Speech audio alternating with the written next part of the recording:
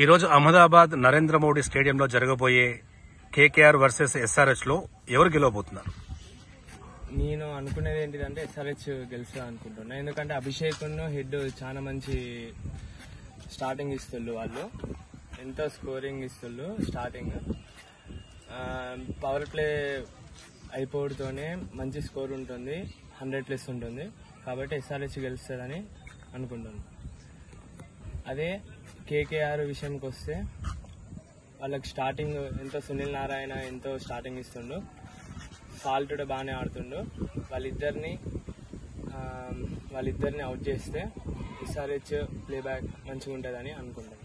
ఈ IPL season లో IPL ఎవరి కైవసం కాబోతుంది అనుకుంటున్నారు? ఎస్ఆర్హెచ్ గెలవాలి, ఫైనల్కి వెళ్ళాలి అని ఎంతో మందికి ఉంది.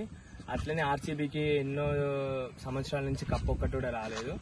కానీ అది ఎంతో బాగా ఆడి ఎంతో సాధించి ప్లే ఆఫ్ వరకు వచ్చింది.